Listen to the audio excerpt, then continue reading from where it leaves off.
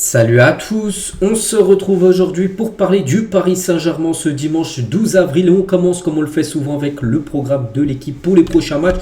N'oubliez pas les gars que ce week-end il n'y a pas eu de match pour Paris, le match initialement prévu pour Paris ce week-end était hier le 11, c'était face à Lens, on sait que le match est décalé donc je crois au 13 mai prochain.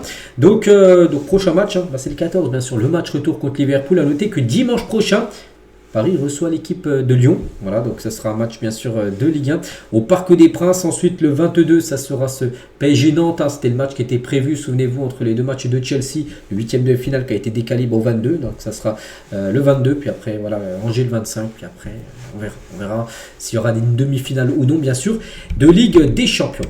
On continue, on va parler cette fois-ci du futur maillot normalement extérieur. C'est pas encore officiel, mais il pourrait ressembler à ça, les gars, d'après Footy Inline. Ils ont sorti en gros cette maquette et voici à quoi devrait ressembler le futur maillot extérieur du PSG saison prochaine. Qu'est-ce que vous en pensez? Je le trouve sublime. Donc comme un peu cette saison, il sera là. Pas non plus de couleur blanc, là on a l'impression que c'est plutôt du beige. Mais voilà, Qatar Airways de couleur bleue. Donc l'écusson sera de couleur bleue, mais avec des reliefs un peu de couleur, enfin des effets un peu couleur rouge. Il va être sublime. Voilà, quand tu bouges un peu l'écusson, ça change de couleur. Il va être magnifique, c'est pas encore sûr, mais normalement il ressemblera à ça, ce futur maillot du Paris Saint-Germain version extérieure, un maillot domicile, sera toujours de couleur bleue, avec du rouge également. Donc voilà. On attend maintenant que l'officialisation bien sûr des maillots soit annoncée. Concernant le Parc des Princes, qu'on en parle pas mal comme ces derniers temps. N'oubliez pas qu'il y a eu les élections, c'était il y a à peu près un mois. Il y a un nouveau maire du côté de Paris, c'est fini Anne Hidalgo, maintenant c'est Emmanuel Grégoire. Et le Paris Saint-Germain vraiment tranchera l'avenir de son stade à l'automne 2026. Donc là, peut-être en octobre, novembre, Paris prendra une décision, ce qu'il faut faire. Oui, Paris a repris contact avec la mairie de Paris, donc avec le nouveau maire. Mais c'est pas que Paris parle avec le nouveau maire, enfin le PSG parle avec le nouveau maire de Paris, que ça y est, Paris va rester au parc. Il y a toujours bien sûr cette idée peut-être de construire un nouveau stade. Donc même si le contact avec la mairie de Paris a été renoué depuis l'élection d'Emmanuel Grégoire, faisant renaître la possibilité bien sûr d'une vente du Parc des Princes, le club de la capitale n'abandonne pas pour autant ces deux autres pistes, Poissy et Massy, deux villes dans la banlieue parisienne. Mais Paris avait des projets, c'était possible en gros de construire un stade, un énorme stade dans une de ces deux villes-là. Donc voilà. Donc ainsi Victoriano Melero devrait rencontrer ce mardi après-demain. Donc voilà. En gros les maires de ces villes de Poissy et Massy pour parler. Voilà, c'est lui en gros. Victoriano Melero, directeur général du PSG, qui va parler bien sûr avec les maires des deux communes, Massy et Poissy, pour voir voilà ce que ça dit. Donc Paris prendra vraiment sa décision en automne 2026. Donc il y a trois choix, soit rester au parc, soit aller construire un stade à Massy, soit construire un stade à Poissy. On saura beaucoup plus dans quelques mois. On continue, on va parler du PSG, bien sûr, couvrir ici, c'est Paris, la maison. Voilà, en gros, ça sera un peu une boutique éphémère, on va dire. Ce sera à Tokyo, au Japon, du 2 au 5 mai prochain. Voilà, ça sera une boutique éphémère pendant 3 jours, où il y aura plein d'articles sur le Paris Saint-Germain, bien sûr, qui pourront être vendus. On continue, on va parler de Daniel Riolo, les gars, suggère à Lens d'envoyer l'équipe réserve contre le PSG. Souvenez-vous, ce match de base qui aurait dû être joué hier, ce Lens PSG. Du coup, là, je crois qu'ils ont joué un match contre un match amical, vu qu'ils n'ont pas eu de match ce week-end. Donc Paris n'a pas de match parce que c'était la demande du club, bien sûr, de décaler le match. Mais Riolo, il dit, face au PSG, à la place de Lens, j'envoie la Gaillette. Donc la Gaillette, en gros, c'est l'équipe B de Lens. Il a dit, tu les as mis dans une situation où ils sont obligés de faire un match amical contre Rouen, là, en gros, ce week-end. Avec 13 jours où ils ne font rien.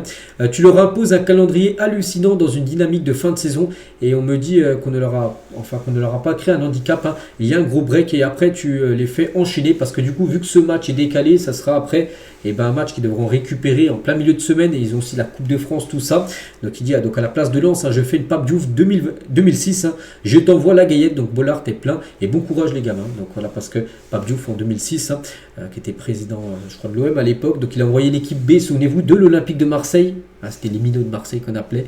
Du côté du parc, c'était pour un match de championnat, je ne sais plus trop ce qui s'était passé. Voilà pourquoi ils avaient envoyé l'équipe réserve, Marseille. Donc en gros, Riolo lui suggère ça à Lens d'envoyer l'équipe réserve pour montrer leur mécontentement, en gros, par rapport bien sûr que le match a été reporté par la LFP. Souvenez-vous, il y a à peu près 2 semaines, ça a été validé. Donc voilà. Après, Lens, est-ce qu'ils le feront? Ça, c'est pas du tout sûr.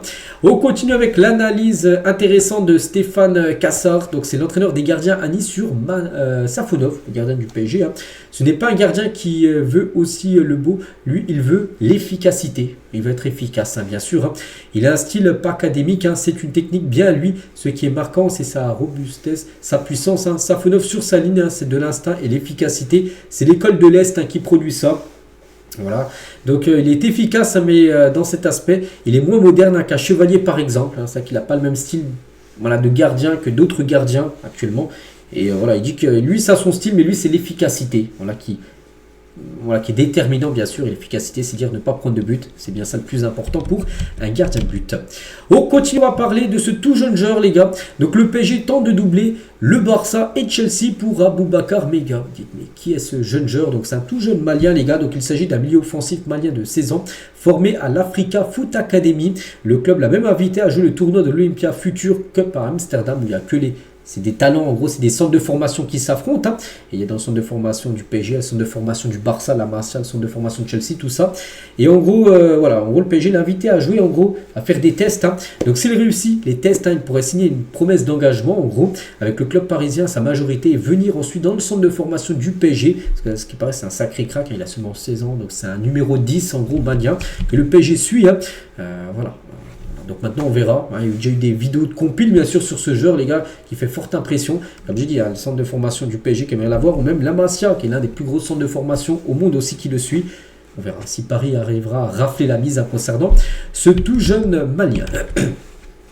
On continue, on va parler de Joël Ordonez. Hein. On sait que c'est un joueur, enfin moi personnellement, hein, même si j'ai aucune influence dans le mercato du PSG, vraiment si Paris va le faire, je serais très content parce que c'est un top player. Il joue à Bruges, hein, mais il pourrait jouer dans n'importe quelle grande équipe, je pense, européenne. Hein. Et toujours ciblé en priorité, le PSG envisage de recruter 2 à 3 éléments en défense, hein, notamment avec les départs probables de Beraldo. Certainement Beraldo, on pense qu'il partira. Hein. Et peut-être Hernandez, on verra. Hein. Tout dépend ce qui se passera sur la fin de saison. Hein. À noter un accord avec Arsenal existait l'an passé sans aboutir, dossier ouvert hein, concernant Ordonez. Voilà, donc il y a plusieurs clubs, hein, bien sûr, qui le suivent, dont le PSG. Et lui, il est équatorien, bien sûr. Ce serait ramener la doublette de la sélection Équateur au PSG. Tu as déjà Pacho, PSG qui est déjà très bon. Et bah tu pourrais voilà, pour ramener ce joueur, bien sûr, qui pourrait bien sûr faire souffler énormément Marquinhos saison prochaine. Je ne sais même pas si Marquinhos restera. Et aussi, ce serait aussi, parce que de base, les gars, l'été dernier, c'était de remplacer Marquinhos par Zarvani. On sait que Zarvani, les gars, c'est plutôt moyen. Et ben, c'est pour ça que le PSG veut à nouveau DC, un nouveau défenseur central. Et Ordonez est vraiment la priorité. Donc on verra. Moi, je pense qu'il faut vraiment y aller. Hein. Il faut recruter ce joueur. Concernant Yann Diomandé, on en parle souvent parce que oui, le PSG, les gars, est intéressé. Fabrizio Romano l'a encore confirmé. Hein, le PSG est toujours très intéressé par Yann Diomandé, donc joueur de Leipzig, hein, à l'instar du Bayern, de United et aussi de Tottenham hein, qui suivent. Il n'y a pas que Paris sur le dossier tellement qu'il est bon joueur. Hein. Donc toutefois, une nouvelle possibilité s'offre aussi aux jeunes ailiers ivoiriens. Le RB Leipzig veut proposer une prolongation de contrat. Hein, c'est aussi Leipzig, ils savent qu'il y a beaucoup de grands clubs qui le suivent et eux, ils aimeraient le prolonger, bien évidemment. Hein. Donc cette proposition serait de rester au moins une saison de plus avec un salaire revu à la hausse hein, et l'ajout d'une clause libératoire. Hein. Donc tout reste entre les mains du joueur qui décidera en fonction des offres cet été. Voilà, Paris fera certainement une offre, peut-être comme United, le Bayern et Tottenham.